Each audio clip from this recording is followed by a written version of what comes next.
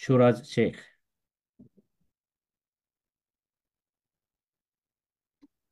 আসসালামু আলাইকুম রহমতুল্লাহ সাহেব। ওয়ালাইকুম আসসালাম রহমতুল্লাহ বরকাত। জি, সাহেব, আমি মুর্শিদাবাদ ফরাক্কা থেকে বলছি। বলেন। বলছিলাম যে সাহেব, আমাদের পাড়াতে একটা ওয়াক্তিয়া মসজিদ আছে। তো সেখানে 10-12 জনের জামাত হয়। তো কোনো কোনো দিন এমন সময় হয়ে যায় যে কি দুজনকে নিয়ে সাতটা আদায় করতে হয়। তো হুম। কি করে যে মেহরাবের সামনে সামনে দাঁড় হয়। তো যখন আর একজন তৃতীয় পক্ষ আসে তখন যখন একসাথে দাঁড়ায় তখন ইমাম সাহেব আগে চলে যায়, কারণ যদি হাদিস অনুযায়ী যদি তাদেরকে যে বিশেষ সরিয়ে দিই, তারা অজ্ঞত বসে হয়তো নমাজে হয়তো কথা বলতে লেগে যাবে। এই কারণে তো এই জিনিসটা কি করা যাবে? বিসমিল্লাহ রহমান রহিম, আলহামদুলিল্লাহ, ওয়াসসালাতু ওয়াসসালামু আলা রাসূলিল্লাহ ওয়া আলা আলিহি ওয়া সাহবিহি আজমাইন, ওয়া বাদ। যদি কোনো জায়গায় মসজিদে হোক অথবা বাইরে দুইজন সালাত শুরু করেছেন, তাহলে প্রথম কথা পাশাপাশি দাঁড়ানো। একটু আগ পিছিয়ে দাঁড়ানো, এটা এই হানাফিরা করে থাকে আর হাম্বলিরাও করে থাকে, অজ্ঞরা। এটা জায়েজ নয়। দুইজন দাঁড়িয়েছে, সামান্য একটু, হ্যাঁ, 4 আঙ্গুল 6 আঙ্গুল পিছিয়ে একটু দাঁড়াবে, যে মুক্তাদি হয়েছে ইমাম থেকে, এটা সুন্নতের খেলাফ। দুইজন যখন ইমাম এবং একজন মুক্তাদি, দুইজন যখন সালাত একসাথে জামাত করবে, তখন বরাবর হয়ে দাঁড়াবে। সাউ সুফুফাকুম, তোমরা কাতার সোজা করো, এই হাদিস আমল করবে। এই মাসলা জেনে রাখে। শুরু করলো, তারপরে একজন বা একাধিক জন চলে আসলো, তাহলে কি করবে? এই ক্ষেত্রে উত্তম হচ্ছে যে ইমাম আপন জায়গায় থাকবেন এবং একজন পিছনে সরে যাবেন, ইশারা করবেন পিছনে সরে যান, এটাই বেশি ভালো। কিন্তু যদি দেখা যায় যে সামনে বেশি জায়গা আছে, পেছনে জায়গা হয়তো পরে জায়গা সংকুলান হবে না, বা বিভিন্ন কারণে, যে কোনো কারণে বা বিনা কারণেও যদি ইমাম সামনে এগিয়ে চলে যায়, জায়েজ আছে, জায়েজ আছে, কোনো অসুবিধা নেই। আল্লাহ তাআলা আলম। তবে জনগণকে একটু শিখিয়ে দিতে হবে বা এমন ভাবে দাঁড়াতে হবে যাতে করে ইমামের সামনে এগিয়ে যাওয়ার প্রয়োজন না হয়, বরং যিনি মুক্তাদি আছেন তিনি পিছিয়ে যাবেন, তাকে ইশারা করবেন তিনি পিছিয়ে যাবেন। জি, বারাকাল্লাহ ফিক। আমিন। এরপর যা প্রশ্ন করবেন, আরমিন আইফোন, আপনি প্রশ্ন প্রশ্ন করুন।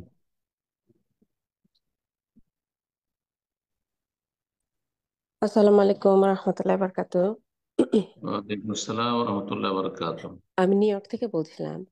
আহ জি, বলুন। কিছুদিন আগে আসলে একটা হাদিস জানতে পারি, আমি জানতে চাই আসলে সত্য কিনা।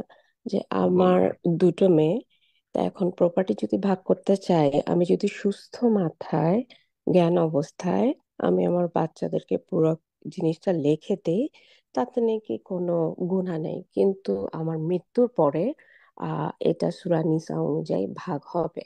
তা আমি আসলে হাদিসটা শুনে একটু কনফিউজ, যে কিন্তু উনি আবারও এটাও বলছেন যে যখন সুস্থ অবস্থায় বাচ্চাদেরকে দান করে দিবেন কিছু, তখন সেটা আর নিতে পারবেন না, সেটা আপনার বাড়ি হোক বা প্রপার্টি হোক, যাই হোক। তা আসলে আমি সহিভাবে জানতে চাচ্ছিলাম। আপনি যেটা বলতে চাইছেন যে সুস্থ অবস্থায় যদি সম্পূর্ণ লিখে দিতে চাইছেন মেয়েদেরকে, জি, যদি না কেউ। যায়, সম্পূর্ণ লিখে দেওয়া যায় না। আপনার উদ্দেশ্যই তাহলে হচ্ছে সাইডে যেসব উত্তরাধিকারীরা আছে যারা হক পায় এইরকম অবস্থাগুলিতে, তাদেরকে বঞ্চিত করা। সুতরাং নিয়তে খলুসিয়াত নেই, অসৎ নিয়ত রয়েছে, এটি জায়েজ নয় মোটে। তবে কিছু লিখে দিতে পারেন, এর পরিমাণ নির্ধারিত নেই। সুস্থ অবস্থায় যেমন স্বাভাবিক মানুষ লিখে দেয়, কিন্তু কোন মানুষ কি সুস্থ অবস্থায় নিজে একবার নিঃস্ব হয়ে সব লিখে দিবে? কখনো। এইরকম অবিচার করতে গিয়ে নিজেই কিন্তু জুলমের শিকার হইতে হবে। হতে পারে মেয়েগুলো ভালো চরিত্রের হলো না, জামাই অসৎ চরিত্রে, তারপরে সমস্ত প্রপার্টি নিয়ে গেল, আর আহ বৃদ্ধাশ্রমে শেষ পরিণাম যেতে হইলো, হ্যাঁ, আর লাঞ্ছিত হইতে হইলো, বাড়ি থেকে বের করে দিচ্ছে। অনেক মা বাবাকে বাড়ি থেকে তাড়িয়ে দিচ্ছে ছেলে মেয়েরা, এসব দেখেন না সোশ্যাল মিডিয়াতে? তা আপনি কাউকে বঞ্চিত করতে গিয়ে আর অধিক বেশি মায়া দেখাতে গিয়ে মেয়েদেরকে আপনি নিজে যেন জুলমের শিকার না হন, আর রবের কাছে আপনার পকড়াও না হয়, মোটেই জায়েজ নয়। কে বলছে সম্পূর্ণ লিখে দেওয়া যাবে? আমার উদ্দেশ্য তো এখানে খারাপ। জি, আমার উদ্দেশ্য হচ্ছে অবিচার করা, কাউকে বঞ্চিত করা। তবে মেয়েদেরকে আমি লিখে দেবো, কিছু অসুবিধা নেই, লিখে দেন সুস্থ অবস্থায়। আর যখন দুনিয়া থেকে চলে যাবেন, কোনো মানুষ মারা যাওয়ার পর নিজের ধন সম্পদের মালিক মোটেই সে না। আর আগে থেকে হ্যাঁ অবিচারমূলক ওসিয়ত করাও জায়েজ নয়, যে আমার মেয়েরাকে এতটা দিয়ে দিও, তো অতটা দিয়ে দিও, সব দিয়ে দিও, না, জায়েজ নয়। আল্লাহ যে ভাগে ভাগ করে দিয়েছেন সেই ভাগে সন্তুষ্টি প্রকাশ করতে হবে এবং সেই ভাবেই ধন সম্পদ ভাগ হবে। মহান আল্লাহ সূরা নিসা বলছে ইউসিকুমুল্লাহু ফি আওলাদিকুম লিযাকারি মিসলু হাযিল উনসায়াইন। যদি ছেলে সন্তান আর মেয়ে সন্তান থাকে তাহলে মেয়েকে মেয়েকে মেয়ের দ্বিগুণ দিবে ছেলেকে, লিযাকারে ছেলে সন্তানকে দেবে মিসল হাযিল উনসায়াইন, দুই মেয়ের সমান। তার মানে এক মেয়ে এক ছেলে, তাহলে আপনি দুই ভাগ দেবেন আপনি ছেলেকে, আর এক ভাগ দেবেন মেয়েকে। এক কথা মেয়ের দ্বিগুণ পাবে ছেলে, কারণ মেয়ের চাইতে ছেলে সন্তানের খরচ খরচা দায় দায়িত্ব বেশি। আল্লাহর বিধান বড় হিকমত রয়েছে। ফাইন কোনা নেশান ফাওকাসনা তাইনি, কিন্তু যদি শুধু কন্যা সন্তান থাকে, ছেলে সন্তান নেই, দুই বা দুইয়ের বেশি, তাহলে ফালাহুন্না সোলোসা মা তারাক, জি, যা পরিত্যক্ত ধন তার 2/3 অংশ পাবে। 2/3 অংশ। তাহলে আপনার ধন সম্পদের বা আপনার স্বামীর বাপ মায়ের যারই হোক না কেন, অনেকে আবার ভুল বুঝে মায়ের সম্পদে মেয়েদের হক বেশি আর বাবার সম্পদে ছেলেদের হক বেশি, এরাও অজ্ঞ, এরা দিনের কিছুই জানে না। জি, ভুল কথাই। তো বাপের হোক অথবা মায়ের হোক, যদি দুই বা তার বেশি মেয়ে থাকে তাহলে 2/3, তাহলে 1/3, 1/3 যে থেকে গেল, এটা অন্য অন্যরা পাবে। অন্য অন্যরা পাবে মানে মা যদি হয়তো তার আহ, বাবা থাকলে বাবা পাবে, মা থাকলে মা পাবে। আজ বাবা মা মারা গিয়ে থাকে আগেই, তাহলে ভাই বোনেরা পাবে, ভাই বোনেরা পাবে। জি, এইভাবে। আর যদি বাবার ধন সম্পদ হয় তাহলে তার বাবা মা পাবে, আহ, আর না হইলে তার ভাই বোনেরা পাবে, এভাবে। আর যদি এক এক মেয়ে হয় তাহলে ওয়াইন কানাত ওয়াহেদা ফালাহা নিসফু মিম্মা তারাক, তাহলে সে অর্ধেক পাবে, অর্ধেক। আর বাকি অর্ধেক অন্য অন্য পাবে। আল্লাহ যেভাবে ভাগ করেছেন তার উপর সন্তুষ্ট থাকা ফরজ, সেই বিধান সাদরে গ্রহণ করা, ওয়াসাল্লিমু তাসলিমা, সে নত করে মেনে নেওয়া ফরজ। আর তাতে হিল্লা বাহানা করা যে আমি সব লিখে দিয়ে চলে যাবো, এটা মোটেই জায়েজ না। জি, আল্লাহ তাআলা আ'লাম। এ পর্যায়ে প্রশ্ন করবেন সীমা, আপনি প্রশ্ন করুন।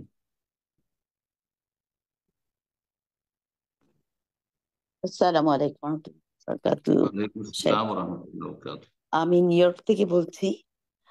আমার জি, প্রশ্ন হলো যে সহু সিজদা সম্পর্কে আমি জানি না আপনি এর আগে বলছেন কিনা, কারণ আমি রিসেন্টলি আপনার এখানে মানে আপনার সাথে যোগাযোগ করতেছি আর কি।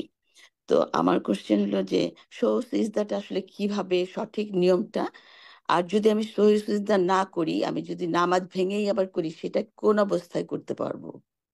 উম, প্রথম কথা, নামাজ ভাঙবেন না।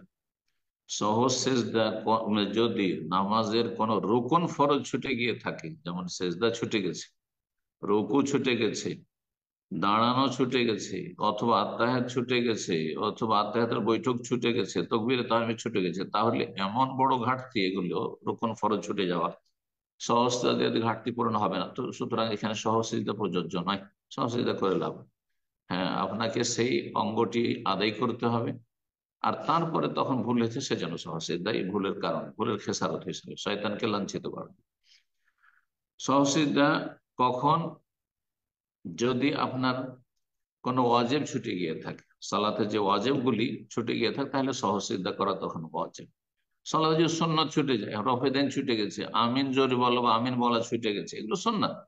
বুকে হাত বাঁধা ছুটে গেছে, নিচে কেউ হাত বেঁধে নিয়েছে বা হাত ছেড়ে নামাজ পড়ে নিয়েছে, তাহলে তার জন্য সহসিদ্ধার কোনো প্রয়োজন নেই, আর কোনো প্রমাণও নেই। কিছু কিছু ওলামারা বলেছেন সহসিদ্ধা করা মুস্তাহাব, কিন্তু সহসিদ্ধা আসলে যদি কোনো ওয়াজিব গুলি ছুটে যায়, 8টি যে ওয়াজিব রয়েছে সে তার একটি, তাহলে যেমন প্রথম আত্মাহাত বা প্রথম বৈঠক, প্রথম বৈঠক বসেনি, 2 রাকাত পড়ে বসতে হয়তো উঠে গেছে, হ্যাঁ, অথবা বসছে কিন্তু আত্মাহাত পড়েনি, এগুলি হচ্ছে ওয়াজিব।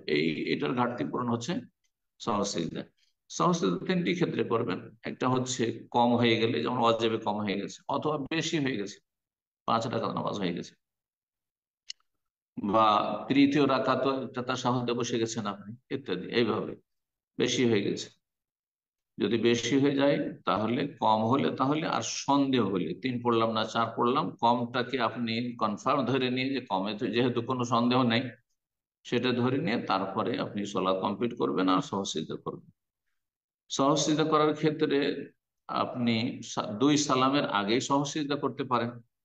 বিশেষ করে ঘাটতি যদি হয় তাহলে নামাজ শেষ করার আগে, সালাম ফেরার আগে সহজসিজদা করে নেওয়া ভালো, কারণ এমনি ঘাটতি হয়েছে। তাহলে যখন ঘাটতি হয়েছে তাহলে সহজসিজদাটা এখানে করে নেয়, এটা বেশি ভালো। আর যদি বাড়তি হয়ে গিয়ে থাকে তাহলে সহজ সেজদা আপনি দুই সালামের পরে করেন, আর তারপর সহজ সেজদা করার পরে সালাম ফিরে দেন। সহজ সেজদা দুই সালামের মাঝখানে নয়, যেমন প্রচলিত হানাফিদের আমল। দুই সালামের মাঝখানে সহজ সিজদা নয়। দুই নম্বর কথা, সহজ সিজদার পরে তাশাহুদ পড়া নেই, বৈঠক নেই, আর আত্তেহাত পড়া নেই, দরুদ পড়া নেই। জি, আল্লাহ তাআলা আ'লাম। জাজাকাল্লাহ খায়ের। এ পর্যায়ে প্রশ্ন করবেন আরিক, ইউএসএ থেকে। আপনি প্রশ্ন করুন। আসসালামু আলাইকুম। ওয়ালাইকুম আসসালাম ওয়া রাহমাতুল্লাহি ওয়া বারাকাতুহু। জি, শাহেখ, আমরা ক্যালিফোর্নিয়া থেকে বলছি আমি। তো আমার বলেন। প্রশ্ন হচ্ছে যে বাংলাদেশের এক সালাফি আলেম থেকে আমি শুনেছি যে উনি বলছিলেন যে আপনারা আহ বেনামাজি এবং বেদাতীদেরকে সালাম দিবেন না। তো এটা একটু জানতে চাচ্ছিলাম যে সালাম এটা দিবেন না? ইসলামের আলোকে কতটুকু ঠিক। জি, সালাম বলছিলেন যে দেবেন না? সালাম দিবেন না। জি হ্যাঁ। জি, অনেক সালাফগণ বলেছেন যে বেদাতীদেরকে সালাম দেবেন না। জি, সে কথাই তিনি বলেছেন, কিন্তু অবস্থা পরিস্থিতি দেখতে হবে যে সালাম দেবেন না উদ্দেশ্য কি। শুধু সালাম দেবেন না এমনি বলে দিলেন, কিন্তু সালাম দেবেন না তারও একটা লাভ লসের ব্যাপার আছে। একজন বেনামাজিকে সালাম দেবেন না, এটা আসল, কিন্তু এতে উপকারিতা আছে না অপকারিতা আছে, এটা অবশ্যই আপনাকে বুঝতে হবে, উপলব্ধি করতে হবে। প্রতিবেশী ধরেন, একই বিল্ডিং এ বাস করেন, পাশাপাশি ফ্ল্যাটে বাস করেন, বেনামাজি, সালাম দেবেন না, তা আপনি ওখানে বাস করতে পারবেন? বা আপনি কি তার ক্ষতি থেকে মুক্ত, অনিষ্ট থেকে মুক্ত? না, যে কোনো সময় তার দ্বারা ক্ষতি হতে পারে। হ্যাঁ, আক্রোশ বাড়তে থাকবে, শত্রুতা বৃদ্ধি পেতে থাকবে। হ্যাঁ, এটা হচ্ছে মানুষের বদ চরিত্র। কথা বুঝতে পেরেছেন? এ কথা বুঝবে না সে যে আমি যে পাপী, আমি যে বেনামাজি, সুতরাং আমার সাথে এটা উচিত আচরণ হচ্ছে, আর মোটেই বুঝবে না। তার ঘাড়ে আরো বড় শয়তান চেপে যাবে। কথা বুঝতে পেরেছেন? সেই জন্য সবসময় এই কথাগুলি প্রযোজ্য নয়। বেদাতিকে সালাম দেবেন না। কখন দেবেন না? যখন সালাম না দিয়ে তাকে সোজা করা সম্ভব। জানেন, সৌদি আরব, হ্যাঁ, বা এমন দেশ যে, বা এমন এলাকা যেখানে সালাফির আহলে হাদিস বসবাস করে। হ্যাঁ, রাজশাহী, দিনাজপুর, এমন এলাকা যেসব এলাকায় আহলে হাদিস মেজরিটি, সেসব এলাকায় বেদাতি এক দুজন মোল্লা আছে, ওকে সালাম দিলে ক্ষতি, কেন সালাম দিবেন না? আর এখানে সালাম না দিলে ক্ষতি করতে পারবেন? ঠিক আছে, সালাম দিয়ে ওকে কোণঠাসা করেন সমাজে। সমাজে ওকে বেশি সম্মান করলে আবার মানুষ বিভ্রান্ত হবে যে এরাও মনে হয় আলেম সমাজে, এরাও জাতির মনে হয় মানে এরা গাইড করে থাকে, বা জাতির এরা ইমাম ইত্যাদি। না না না, এদেরকে অপদস্থ করেন, সেখানে যত পারেন তাদের কোণঠাসা করেন।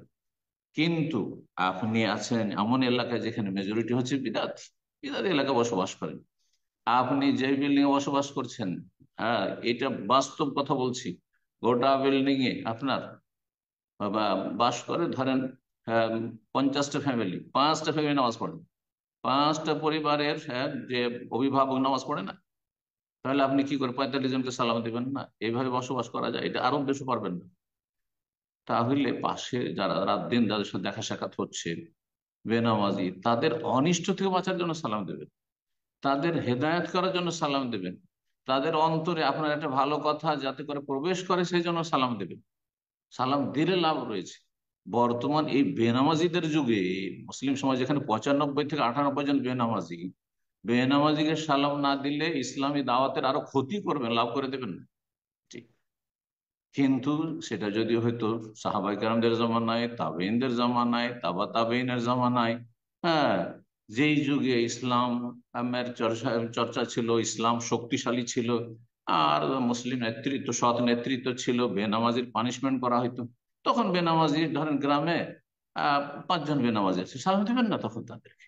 তাদের কোণঠাসা করেন, তাদেরকে সমাজে যতবার লাঞ্ছিত হোক তারা। এইরকম পরিস্থিতিতে পরিস্থিতি বুঝে আচরণ করতে হবে। জি, জাযাকুমুল্লাহ খাইর। এই কথাগুলি সংক্ষেপে বলে দেওয়া যথেষ্ট নয়, যেভাবে এক শ্রেণীর আলেমরা বলে দিচ্ছেন। জি, জাজাকাল্লাহ খায়ের। এ পর্যায়ে প্রশ্ন করবেন জাহিদ হাসান, আপনি প্রশ্ন করুন। আসসালামু আলাইকুম স্যার। আমি ওয়ালাইকুম বলছিলাম আসসালাম ঢাকা বাংলাদেশ রহমতুল্লাহ থেকে। জি, ওয়ালাইকুম সালাম রহমতুল্লাহ। জি, বলেন। স্যার, আমার প্রশ্নটা হচ্ছে, বর্তমানে অনেকগুলো প্রতিষ্ঠান বা কোম্পানি যেগুলোর সাথে সরাসরি মানে পরোক্ষ বা প্রত্যক্ষভাবে ইসরায়েল সম্পৃক্ত, তেমন কোনো প্রতিষ্ঠান বা কোম্পানিতে চাকরি করা বা কাজ করা কি জায়েজ হবে কিনা? নবী সাল্লাল্লাহু আলাইহি সাল্লাম দুনিয়ার লেনদেন ইহুদিদের সাথে করেছেন। মদিনা ইহুদির বসবাস করছিল না, তিনটি গোত্র, তাদের সাথে ব্যবসা বাণিজ্য কেনাকাটা করেছেন, বরং তাদের কাছে বন্ধ করে রেখেছেন, এমনকি বর্ম বন্ধ করে রেখেছেন। ওয়ারাহানাহু দিরআহু, জি, ইনদা ইহুদি, ইহুদির কাছে বর্ম, যেটা যুদ্ধের প্রয়োজন, যেটা রণক্ষেত্রে ব্যবহার করতে পারে কোনো কাফের, সেটাও প্রয়োজনে রেখেছেন। তো পরিস্থিতি দেখতে হবে, পরিস্থিতি ইসলাম মুসলিমরা শক্তিশালী তখন অবস্থাটা অন্যরকম হবে। হ্যাঁ, আর যখন দেখছেন ইসলাম মুসলিম এমন দুর্বল যে তাদের ধার করা ছাড়া আমাদের চলবেই না, এক পায়ে গতি পারবো না, তখন সব জায়েজ আছে, তখন এই ধরনের কাজগুলি জায়েজ আছে। আপনি বসবাস করছেন অমুসলিম দেশ, আর বলছেন যে যেসব আপনার ব্যবসায় প্রতিষ্ঠান বা যেসব আপনার প্রতিষ্ঠানের সম্পর্ক আছে ইহুদিদের সাথে, ইসরায়েলের সাথে, তাদের সাথে আমরা লেনদেন করব না, চলতে পারবেন? তাদের মতো শ্যাম শ্যাম অন্যরাও। হ্যাঁ, আপনি কি মনে করছেন তারা আপনার মিত্র নাকি? তো আপনি মনে করছেন যে, ঠিক আছে, তুলনামূলক যদি পারেন, আপনি যতটা পারছেন যে বিকল্প ব্যবস্থা আছে, তাহলে বিকল্প আপনি পথ অবলম্বন করেন। কিন্তু আপনি হারাম করবেন যে তারা যেহেতু এইসব প্রতিষ্ঠানের সাথে জড়িত, পার্টনারশিপ আছে, সুতরাং এইসবের সাথে লেনদেন করব না, এসবে চাকরি করব না, বা করতে ফতুয়া দিয়ে দিবে একজন যে করা হারাম, না। সরাসরি যতক্ষণ পর্যন্ত হারামে জড়িত না, ততক্ষণ হারাম না। আপনি গুনহার কাজে, আপনি তাদের অস্ত্র তৈরি করাতে আপনি চাকরি করতে পারবেন, তাদের আপনি আপনি সেনাবাহিনীতে চাকরি করতে পারবেন না। হ্যাঁ, ইসলামের বিরুদ্ধে কোনো কিছু তারা তারা ব্যবহার করছে, সেগুলি তৈরি করতে পারবেন না। কিন্তু তাদের খাদ্য ইত্যাদি, পানীয়, অমুক তমুক বিভিন্ন আপনার প্রোডাক্ট রয়েছে, সেসব প্রতিষ্ঠানে চাকরি করছেন, জায়েজ আছে। আসল হচ্ছে যে জায়েজ। আল্লাহ তাআলা। প্রশ্ন করবেন আমিন এস কে, আপনি প্রশ্ন করুন।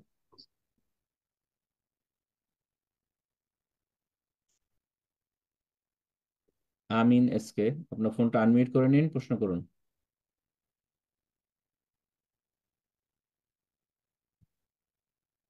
আসসালামু আলাইকুম রহমতুল্লাহ। ওয়ালাইকুম আসসালাম রহমতুল্লাহ বরকাত। সম্মানিত শায়েখ, আপনি কেমন আছেন? আলহামদুলিল্লাহ, বলেন। শায়েখ, আহ, প্রশ্ন হচ্ছে যে এমন বেদাতি এলাকায় থাকা হয়, মানে বেদাতি বলতে গেলে অধিকাংশ মানে হিন্দু। এবারে ওর মাঝে কিছু আছে বেদাতি, একটাই মসজিদ আশেপাশের মসজিদের মধ্যে। হুম।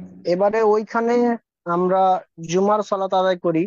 এবারে ওই ইমাম মানে প্রকাশ্যে মানে রাসূল সাল্লাল্লাহু আলাইহি ওয়াসাল্লামকে হাজির নাজির, অথবা রাসূল সাল্লাল্লাহু আলাইহি ওয়াসাল্লাম গায়েব জানে, তাবিজ বিক্রি করে।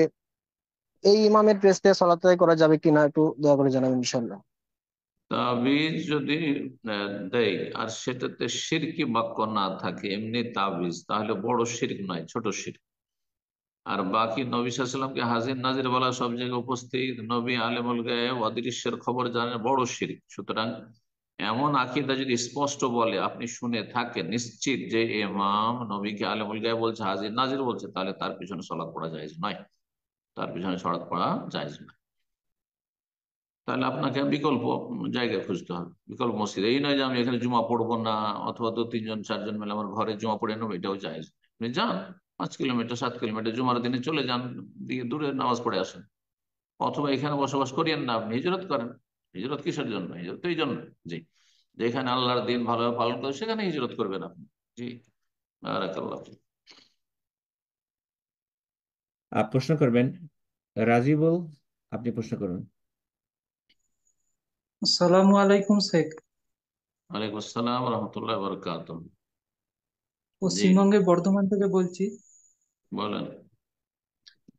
বলছি ধরুন, আমি কোনো অসুস্থ মুসলিম কিংবা নিকট আত্মীয়কে দেখতে গেলাম, যে ওখানে মানে তাদের বাড়িতে ইসলামিক কালচার না থাকার কারণে মেয়েরা, নন মাহরাম মেয়েরা বেপর্দা অবস্থায় সামনে চলে আসে, সেই ক্ষেত্রে কি আমার দেখতে যাওয়াটা ঠিক হবে মুসলিম কোনো বা প্রতিবেশী বা নিকটাত্মীয়কে?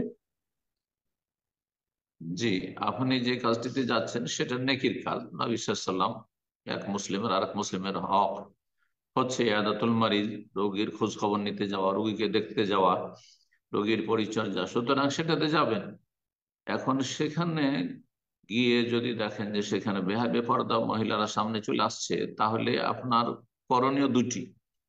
একটি করণীয় হচ্ছে ইনকারে মুনকার, অন্যায় বাধা দেওয়া কথার দ্বারা, ভালো ভাষায়, যে আপনারা এই বেগানা মহিলা সামনে আসবেন না, আপনারা মহিলাদের দিকে থাকেন আর পুরুষরা পুরুষদের দিকে থাকুক। এই কথাটি বলতে সাহস হচ্ছে না কেন?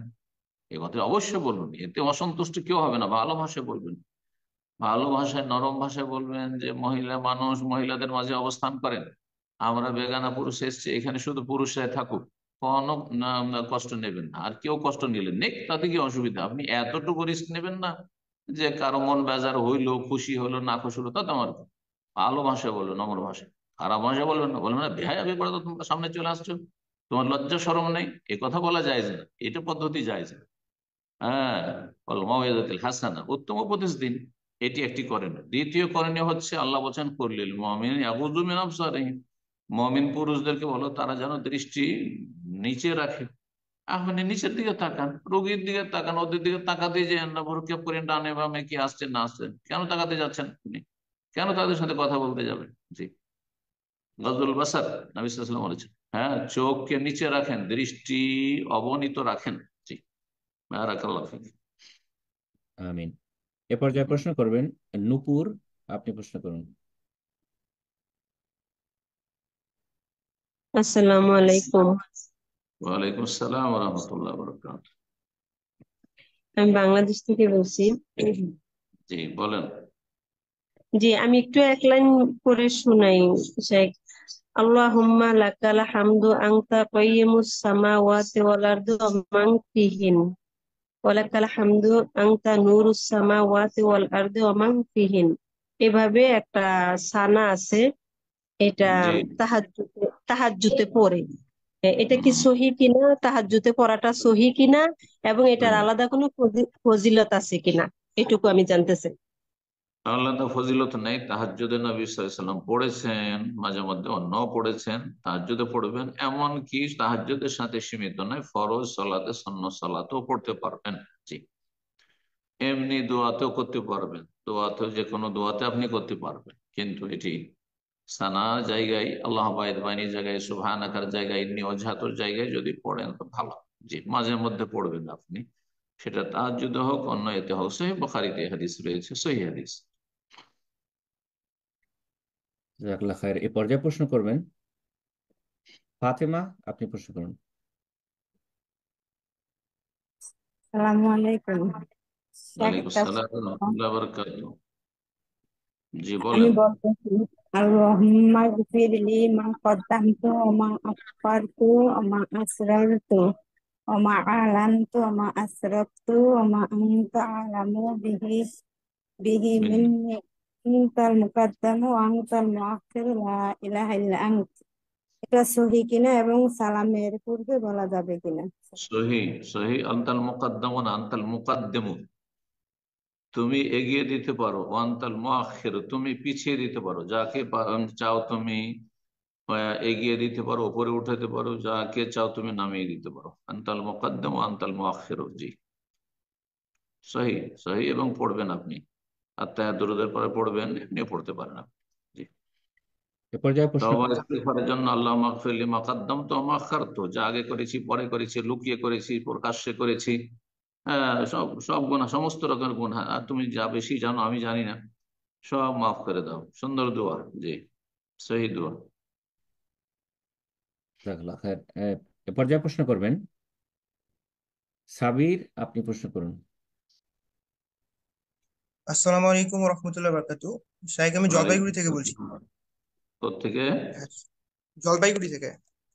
আচ্ছা, শাইখ, আমার প্রশ্ন বলেন। হচ্ছে যে আমি আমি যখন বাথরুম থেকে আসছি, মানে উজু করে আসছি এবং তার আগে পেচ্ছাপ করলাম, কিন্তু যখন নামাজে দাঁড়িয়ে গেলাম সুন্নাত সলাৎ গুলো আদায় করছি, তখন মনে হচ্ছে যেন কিছু একটা মানে লজ্জাস্থান থেকে বেরিয়ে গেল। কিন্তু যখন সলাৎ মানে শেষ করে আমি চেক করলাম, তখন কিছু বেরোয়নি, কিন্তু একটু চাপ দিয়ে 2 আঙ্গুল দিয়ে চাপ দিয়ে যদি দেখি, তো মনে হলো মানে তখন একটু সামান্য পেচ্ছাপের ফোঁটা বেরিয়ে গেল। অথচ পেচ্ছাপটা আমার ভেতরেই ছিল, মূত্রথলি থেকে বেরিয়েছে কিন্তু ওই নালীর মধ্যেই ছিল সলাৎরত অবস্থায়। তো এই অবস্থায় কি এই সলাৎটা কবুল হবে? সালাত হয়ে যাবে। এটা অস্পশা, একটু যে মনে হচ্ছে এর ভ্রুক্ষেপ করতে হবে যতক্ষণ নিশ্চিত না হবেন যে কিছু বেরিয়ে গেল। হ্যাঁ, লায়ান সারিফ নবী সাল্লাল্লাহু লায়ান, অতক্ষণ নামাজ থেকে ফিরবে না, মানে নামাজ ছাড়বে না। হাত্তা ইয়াসমা সাউতান আও ইয়াজিদা রিহান, যতক্ষণ পর্যন্ত বায়ুর বিষয় হলে গন্ধ না পাবে অথবা শব্দ না পাবে। এইরকম যতক্ষণ নিশ্চিত না হবেন যে কিছু গড়ে পড়ে গেল, কাপড় লেগে গেল, নিশ্চিত না হলে সন্দেহের ভিত্তিতে আপনি নামাজ ছাড়তে থাকেন অথবা এইটাকে যদি সুযোগ দেন, তাহলে শয়তান সুযোগ পাবে, ওয়াসওয়াসার রোগ হয়ে যাবে। সুতরাং এখানে দরজা বন্ধ করে দিতে আমি মুরুকিবি করবো, কি হলো না হলো। তবে একটি কথা মনে রাখবেন, আজকালকার যুবকরা যে অনেকেই কিন্তু ধরেন খারাপ ছবি দেখছেন বা মহিলাদের ছবি দেখছেন, কোন সিরিয়াল দেখছেন, অথবা কোনো মেয়ের সাথে কথা বলছেন, অথবা বিবাহিত স্ত্রীর সাথে কথা বলছিলেন নামাজের আগেখানে, আর তারপরে উজু করে এসে নামাজ শুরু করেছেন। তো স্বাভাবিক মজি বের হইতে পারে, আগে থেকেই কাছাকাছি এসেছিল, এখন বেরিয়ে যেতে পারে। তো এইরকম পরিস্থিতি তৈরি করবেন না। নামাজের অনেক আগে থেকে সতর্ক সাবধান। নামাজের আগে আধা ঘন্টা আমি স্ত্রীর সাথে আলোচনা গল্প করবো না। আমি নাজায়েজ কারোর সাথে আমি চ্যাটিং ফ্যাটিং করতে যাবো না, বেগানা মহিলাদের সাথে আমি মহিলাদের ছবি দেখতে যাব না আমি। তো এগুলো থেকে বেঁচে থাকতে হবে। আপনি এগুলো করবেন আর তারপরে বেরিয়ে আসবে আর বলবেন যে আমার নামাজ হবে কিনা, না তখন আল্লাহর পানিশমেন্ট হইতে পারে যে নামাজ হবে না, তুমি অবহেলা করেছো নামাজ সম্পর্কে, নামাজের যত্ন নাও না, তাহারাত পবিত্রতার যত্ন নাও না। জি, জাযাকুমুল্লাহ খাইর। বারাকাল্লাহ ফিক। প্রশ্ন করবেন আলমগীর, আপনি প্রশ্ন করুন। আসসালামু আলাইকুম রহমতুল্লাহ বরকাত। রহমতুল্লাহ বারাকাতুহু। শেখ, আমার প্রশ্ন হলো যে এই দুধের ব্যবসা করতে লাগছে, তো মানে যে যেটা দুধ বিক্রি করছে একেবারে দোকানে, চায়ের দোকানের কাছে, তো দুধ যেটা মানে খাঁটি দুধ বলছে যে এত টাকা দিবে, আর পানি দুয়ারটা মানে কম টাকা, তো এইরকম মানে চুক্তি ভাঙন করে মানে ব্যবসা করছে, তাই এই ব্যবসাটা হালাল কি হারাম হবে পানি দুয়াটা? পানি দিয়ে দুধের ব্যবসা করা জায়েজ নয়। শুধু হালাল ব্যবসা করবে সেটা হচ্ছে, কারণ পানি দিয়ে এত দাম, পানি কতটা পরিমাণ আছে এটা তো মাপার নাই, কম আছে না বেশি আছে। সুতরাং এই হারামের রাস্তাই খোলা যাবে না, এই হারামের রাস্তা খোলার কোনো সুযোগ নেই। জি, দুধ বিক্রি করবেন, বলবেন দুধের ব্যবসা করতে চান, বলবেন যে আমি কিন্তু খাঁটি দুধ ছাড়া আমি পানি মিক্স করা দুধ বিক্রি করি না, কত মূল্য দেবে পোষালে আপনি ব্যবসা করবেন, না হলে করবেন। জি, কোন ভেজাল যুক্ত কোন খাদ্যের ব্যবসা করেন, কোন খাদ্য কোন পানীয়, দুধ হোক আর অন্য অন্য কোনো খাবার হোক, তেল হোক, হ্যাঁ মধু হোক, এটা ভেজাল যুক্ত মধু, এটার দাম এত, আর এটাও ব্যবসা করছে না, জায়েজ নয়। আপনি খাঁটি জিনিস ব্যবসা করবেন, কেন জালিয়াতি করবেন? আপনি জালিয়াতির ব্যবসা করবেন, এইভাবে পাপীদের সংখ্যা বাড়িয়ে দেওয়া আর পাপ দরজাকে উন্মুক্ত করে দেওয়া মোটেই জায়েজ নয়। আল্লাহ আলম। জি, প্রশ্ন করবেন এমডি মাহবুবুল ইসলাম, আপনি প্রশ্ন করুন। আসসালামু আলাইকুম রহমতুল্লাহ। ওয়ালাইকুম আসসালাম রহমতুল্লাহ বরকাত। সম্মানিত শাহেখ, আমি আপনাকে আল্লাহর জন্য ভালোবাসি এবং আপনাদের সকলকে আল্লাহ উত্তম জাযাকাত দান করুক যারা এই প্রোগ্রামে ইয়ে করতেছেন। কোথা থেকে বলছেন? লিসবন, পর্তুগাল থেকে, সম্মানিত শাহেখ। মাশাআল্লাহ, এবং বলেন। আল্লাহ আল্লাহ আপনাকে নেক হায়াত দান করুন। আমিন ইয়া রাব্বাল আলামিন, আপনাদের জি সকলকে। জি শাহেখ, আমার প্রশ্ন হচ্ছে ডিএইচএল কুরিয়ার সার্ভিসে কি জব করা যাবে, ডেলিভারি জব? কারণ ওখানে তো দেখা যাচ্ছে না বক্সের ভিতরে কি ধরনের মালপত্র আছে। ওয়াইন, অ্যালকোহল বিদেশ থেকে আসতে পারে, বা এই ধরনের কোনো যদি জানা থাকতো একটু যদি বলতেন। ডিএসএল আর যতগুলি এরকম কোম্পানি আছে, বিভিন্ন নামে আছে, সৌদি আরব আছে, জায়েজ। হ্যাঁ, সেখানে নেগেটিভ আমাদের কোনো চিন্তা করার কোনো প্রয়োজন নাই। এটা কি আসছে না আসছে সেটা সেই কোম্পানি বুঝবে, আপনার কাজ সেটা বহন করে নিয়ে যাওয়ার। আপনি যেহেতু সামনে কিছু দেখছেন না, কিন্তু যদি আপনাকে জানিয়ে দেওয়া হয় যে আপনাকে অ্যালকোহল বহন করে নিয়ে যেত, তখন জায়েজ না, বলছেন এই কাজটা আমি করবো, এটা অন্যকে দিয়ে করো।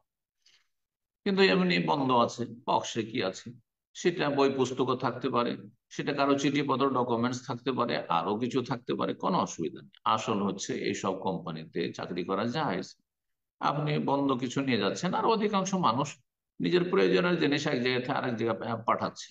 জি, অল্পই কিছু অসৎ লোকেরা রয়েছে, হারাম খোর রয়েছে, যারা হারাম খাচ্ছে এবং হারাম এক জায়গা থেকে আরেক জায়গায় হয়তো পাঠাচ্ছে। জি, সুতরাং সেটার কারণে বাধাগ্রস্ত বা শরীয়ত করে না। শরীয়তে এত সংকীর্ণতা নেই, না হলে দুনিয়া অচল হয়ে যাবে, মানুষ অচল হয়ে যাবে। যখন চোখে দেখে নিয়েছেন পাপ বা পাপী, তখন সতর্ক। পাপ এবং পাপী থেকে অনেক দূর। জি, বারাকাল্লাহ। আমিন। প্রশ্ন করবেন কামরুজ্জামান, আপনি প্রশ্ন করবেন। আসসালামু আলাইকুম রহমতুল্লাহ শেখ। ওয়ালাইকুম আসসালাম রহমতুল্লাহ জি, বরকাত। বাফেলো নিউ ইয়র্ক থেকে বলছিলাম শেখ।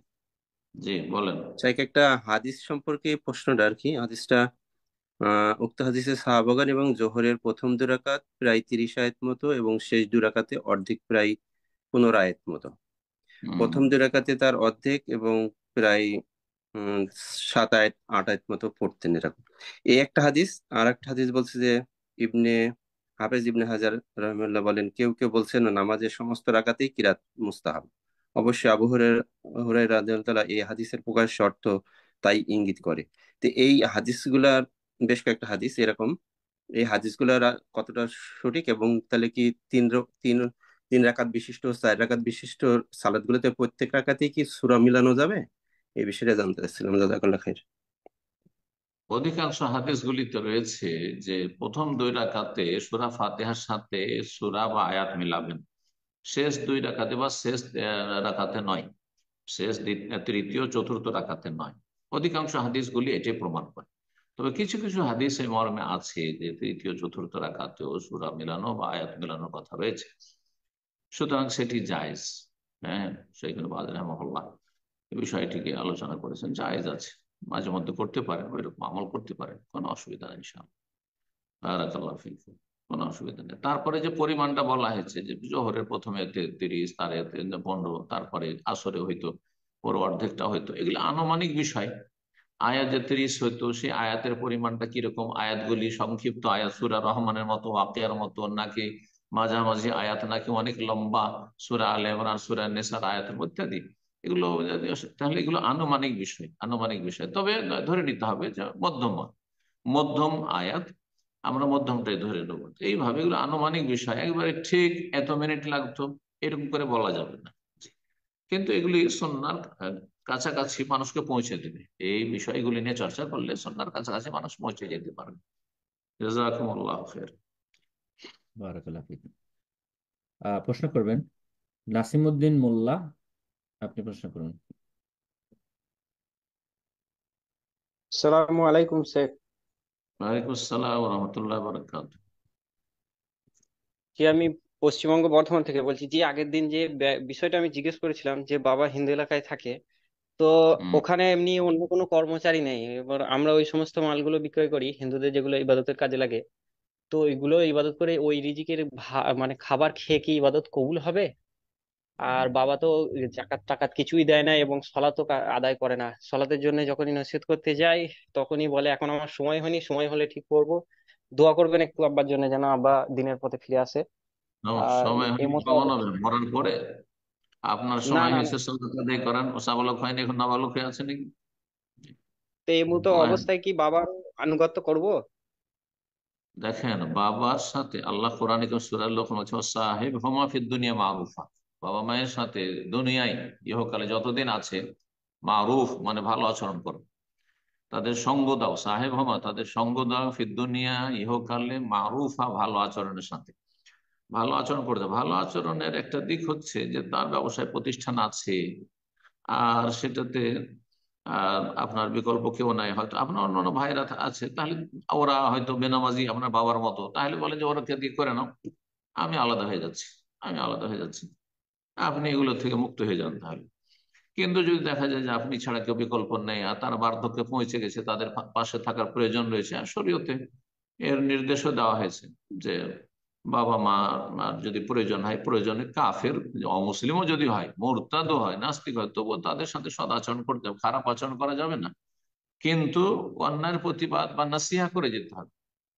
এখানে তো বল প্রয়োগ করার কোনো সুযোগ নাই, কিন্তু ছেলে তো বল প্রয়োগ করতে পারছে না, তবে নসিহা করবেন, বুঝাইতে থাকবেন। আপনার কাজ হচ্ছে যেমন ইব্রাহিম আলাইহিস সালাম বাপকে বুঝাইতে থেকেছেন, বাবার বাড়ি থেকে কিন্তু তিনি যেতেন না যতক্ষণ পর্যন্ত তাড়িয়ে দেয়নি বাবা। বাবা যখন বলল লাইন লাম তানতাহি লানারজুমান্নাকা, তুমি যদি এসব কথা বলা থেকে বিরত না হয়, আমাদের দেব দেবীর বিরুদ্ধে বলা থেকে বিরত না হতো, লানারজুমান্নাকা, তাহলে তোমার পাথর দিয়ে তোমাকে সংসার করে শেষ করে দেবো। আর ওয়াহজুরনি মালি, আমার বাড়ি থেকে বেরিয়ে যাও, আমার বাড়ি থেকে বেরিয়ে যাও, থাকতে দেবো না। তখন তিনি বেরিয়েছেন, সেখান থেকে। তো কথা হচ্ছে যে আপনি আপনার ইবাদত বন্দেগী ঠিক রেখে, আপনার 5 ওয়াক্ত সালাত ঠিক রেখে, আপনার ফরজ ওয়াজিব ঠিক রেখে, আর সরাসরি নিজের স্বেচ্ছায় কোনো হারাম কাজে জড়াবেন না। আপনি আপনার আপনার বাবার দোকানের সবকিছুই যে হারাম তা তো নয়, অনেক কিছু হালাল পণ্য বিক্রি হচ্ছে, ওর মধ্যে কিছু আছে যেগুলো আপত্তিকর বা যেগুলোতে হারামের দিক রয়েছে, সেখানে আপনি কাজ করবেন।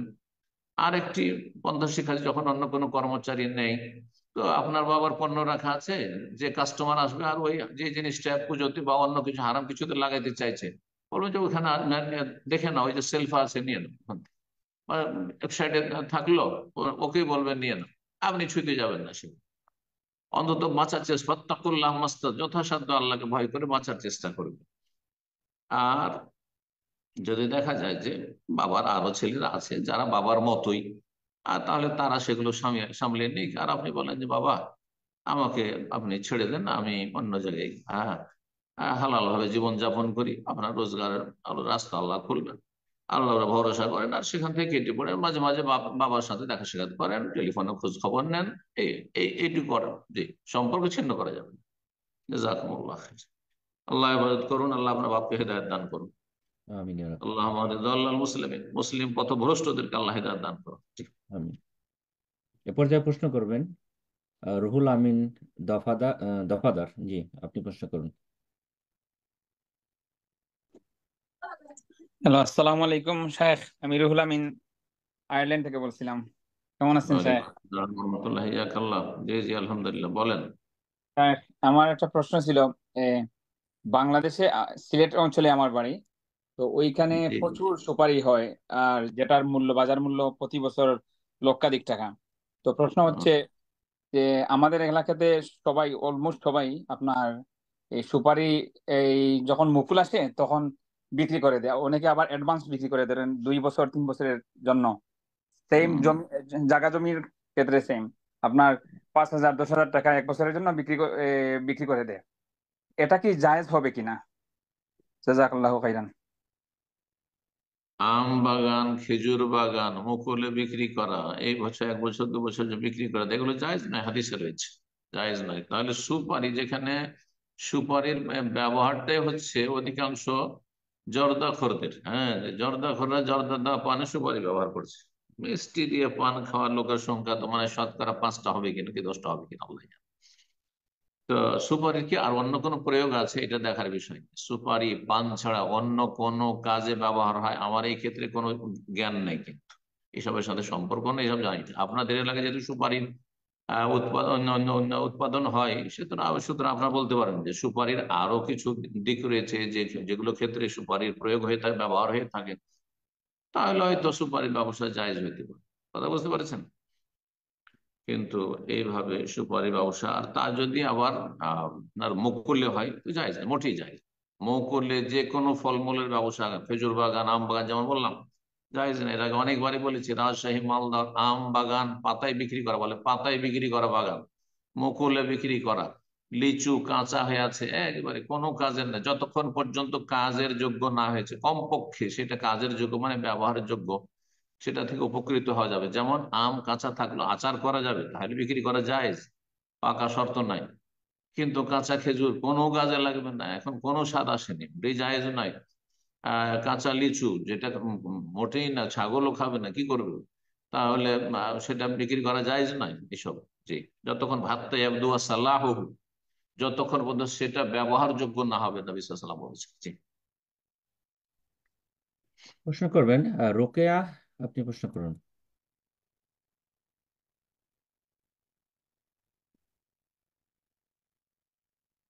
রোকেয়া আপনার iPhone device 12 pro, Rokeya's iPhone. আপনার ফোনটা আনমিউট করে নিন, প্রশ্ন করুন।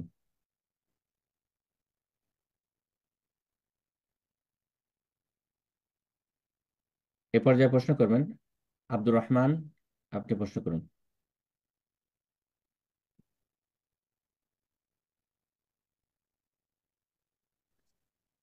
জি, আপনার ফোন আনমিউট হয়েছে, প্রশ্ন করুন। আসসালামু আলাইকুম ওয়া রাহমাতুল্লাহি ওয়া বারাকাতুহু। আমি ওয়ালাইকুম ওমান থেকে আসসালাম। বলছি। জি, আল্লাহর কাছে রহমতে আপনি ভালো থাকবেন, এই দোয়া করি আল্লাহর কাছে। বারাকাল্লাহ। আমার কোথায় ওয়াইফ, বলছেন? আমার স্ত্রীর সন্তান হওয়ার ডেট দিয়েছে 16ই সেপ্টেম্বর, মানে আর 8 দিন পরে অপারেশনের মাধ্যমে সন্তান হবে ইনশাআল্লাহ। তো দোয়া করবেন, আশা রাখছি। আল্লাহ ভালো রাখুন, বাচ্চা বাচ্চার মা সবাইকে আল্লাহ ভালো রাখুন, আপনাকে ভালো রাখুন। আল্লাহ নেক কথা হচ্ছে আওলাদ দান করুন, মনের ভালো আশা পূরণ করুন সবারই। ইনশাআল্লাহ। তো আমার প্রশ্ন হচ্ছে যে আমি আমার সন্তানের জন্য, মানে আমি কি সন্তান নিতে পছন্দ করি, সেটা আল্লাহর কাছে কখনো বলিনি, যে ছেলে হোক বা মেয়ে হোক।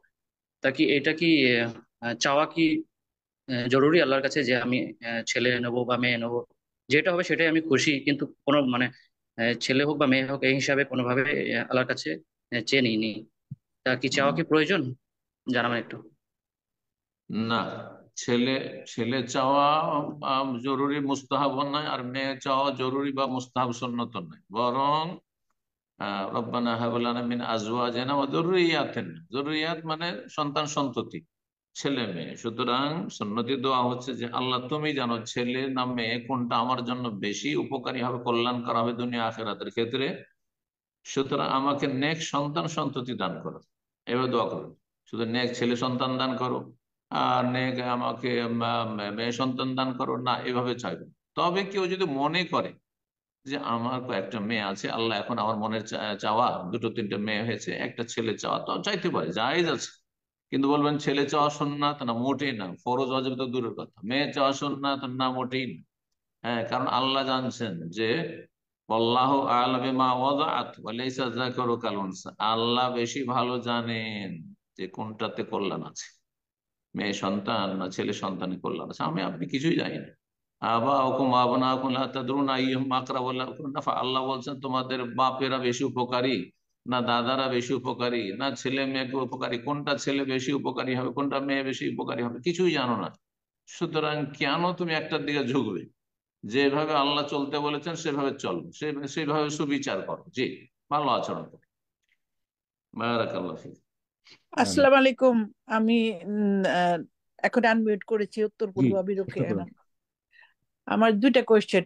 একটা কোয়েশ্চেন, একটা কোশ্চেন, একটা করে কোশ্চেন, একটার আচ্ছা উত্তর প্রশ্ন সুন্নত, করার সুযোগ নেই। জি, ওকে ওকে, সুন্নত নামাজের ফরজের সুন্নতের পরে আমি কিছু তসবিহ পড়ি, এটা কি জায়েজ? যেমন সুবহানাল্লাহি বিহামদি, আস্তাগফিরুল্লাহ, ইন্নাল্লাহা কানা তাওয়াবা। আর আরেকটা প্রশ্ন, ফরজের পরে না সুন্নতের পরে? সুন্নতের পরে, সুন্নতের পরে আলহামদুলিল্লাহ আর আল্লাহু খালিকু মুসাব্বিরু, এসব আল্লাহর নাম পড়ি। এইটা কি আমার কোনো মানে শুধু সুন্নাহ? আল্লাহ, শুধু আল্লাহর নামে জিকির নেই।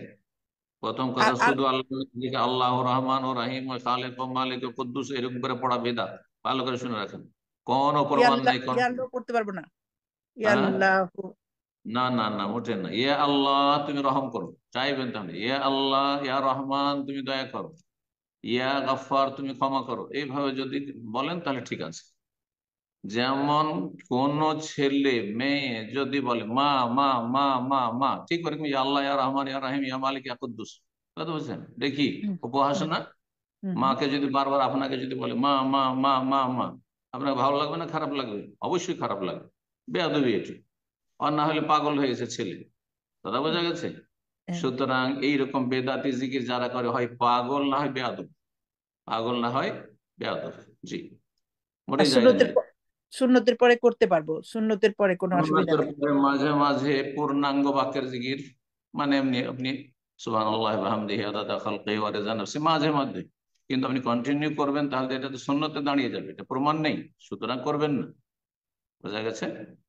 এমনি জিকির যে কোনো সময় করতে পারেন, কিন্তু সুন্নতের পরে ফরজের মধ্যে জিকির বাঁধা ধরা করবেন, এটা ঠিক হবে। মাঝে মধ্যে আমি ফিরে আছি, এখন ইবাদতের মজলিসে বসে আছি, মুসাল্লায় বসে আছি, ভালো অবস্থায় আছি, নামাজটা পড়লাম, কিছু জিকির আজকার করি, জায়েজ। কিন্তু নিয়ম বেঁধে নেবেন যে আমি সুন্নতের পরে এত জিকির করব বা এই বাক্যগুলোর জিকির করব, এটা ঠিক হবে না, বেদাতের রূপ ধারণ করবে। জাযাকুমুল্লাহ খাইর। জি। বারাকাল্লাহু ফিক। আহ, আমরা প্রোগ্রাম একদম শেষ পর্যায়ে চলে এসেছি আমরা। এখন থেকে হয়তো একটা বা দুটো প্রশ্নের মাধ্যমে ইনশাআল্লাহ আমাদের আজকের প্রোগ্রাম শেষ হবে। যারা অনেকেই হ্যান্ড রেজ করেছেন, অনেক প্রশ্নকারী হয়, সুযোগ পেলেন না, ইনশাআল্লাহ আগামী প্রোগ্রামে শুরুতে এসে হ্যান্ড রেজ করবেন। আপনাদের প্রশ্নগুলো আগামী প্রোগ্রামে আমরা নেওয়ার চেষ্টা করবো ইনশাআল্লাহ। এ পর্যায়ে প্রশ্ন করবেন এমডি রহমান, আপনি প্রশ্ন করুন।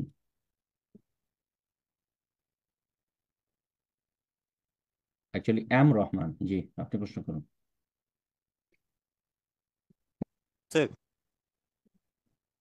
জি আপনি পশ্চিমবঙ্গের হুগলি জেলা থেকে বলছিলাম। বলেন। বলছিলাম আমার মা যে নাকছাবি পরে, তো উজু করার সময় সেই নাকছাবি কি খুলে উজু করতে হবে, এটা একটু বলবেন। না না, খোলার কোনো প্রয়োজন নেই। নাক পরিষ্কার করে নাকে পানি দিবে, ঝেড়ে ফেলবে, ব্যাস, স্বাভাবিক। এত বেশি পানি দিবে না যে সর্দি কাশি লেগে যায়। হ্যাঁ, আর কোনো কিছু খোলার কোনো প্রয়োজন, ছিদ্র আছে সেই জন্য? না না, ছিদ্রের ভিতরে না, আসলে হচ্ছে ওপর দিয়ে পানি দিবে ছিদ্রের ভিতরে। তবে একটু নাড়া দিলে ভালো। নাড়া দিলে, যেমন ঘন কারো যদি দাড়ি থাকে তাহলে খেলাল করবে, খেলাল করা মুস্তাহাব। আর পানি প্রত্যেকটা জড়ে ঢুকাইতে হবে, কোনো প্রয়োজন, ওপর দিয়ে পানি বহিয়ে দিলে হইল, ঢাকা আছে। পাতলা দাড়ি যার আছে একেবারে দেখা যাচ্ছে চামড়া ধরেন, তাহলে তাকে ধৌত করতে হবে, তাকে জড় পর্যন্ত পানি পৌঁছাতে হবে, কারণ দেখা যাচ্ছে চামড়া, সেই জন্য। ঠিক ওই রকম, যেটা ছিদ্র ভিতরে ভিতরে পানি পুরোটা পৌঁছাইতে হবে আর খুলে ফেলতে হবে। দিন এত জটিল নয়, দিন খুব সহজ। নবী সাল্লাল্লাহু আলাইহি ওয়াসাল্লাম, দিন ইউসরুন, দিন অতি সহজ, বাড়াবাড়ি করবেন না। জাযাকাল্লাহ খায়ের। আজকের সর্বশেষ প্রশ্ন নেব আমরা, যার মাধ্যমে আজকের প্রোগ্রাম শেষ হবে ইনশাআল্লাহ। প্রশ্ন করবেন ফারজানা নিপা, আপনি প্রশ্ন করুন। আসসালামু আলাইকুম রহমতুল্লাহ। ওয়ালাইকুম আসসালাম ওয়া রাহমাতুল্লাহি ওয়া বারাকাতুহু। আমি ঢাকা থেকে বলছি। আমার বলেন। প্রশ্ন হচ্ছে, সামি আল্লাহু লিমান হামিদার জায়গা যদি আল্লাহু আকবার বলি, তাহলে কি সাজদা দিতে হবে কিনা?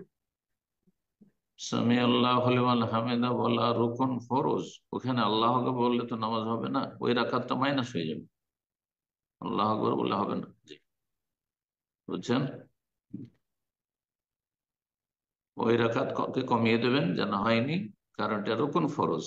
এটা এই ঘাটতি সহজিতা করে পূরণ হবে না। জি, আর এক রাকাত পড়ে নেবেন। আল্লাহ তাআলা আ'লাম।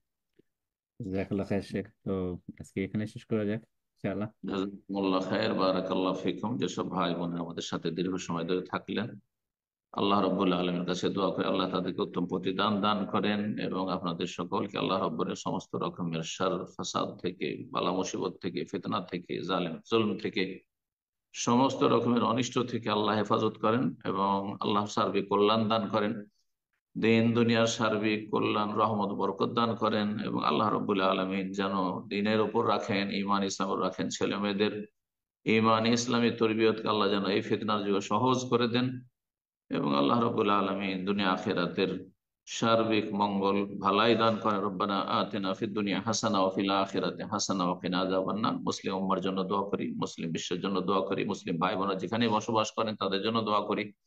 আল্লাহ রাব্বুল আলামিন তাদেরকে সার্বিক দিক দিয়ে হেফাজতে রাখুন, ভালো অবস্থায় রাখুন, এবং সমস্ত রকমের অনিষ্ট থেকে এবং সংকট থেকে, বিপদ আপদ থেকে আল্লাহ রাব্বুল আলামিন রক্ষা করুন। সুবহান রাব্বিকা রাব্বিল ইজ্জাতি আম্মা ইয়াসিফুন ওয়া সালামু আলাল মুরসালিন ওয়ালহামদুলিল্লাহি রাব্বিল আলামিন।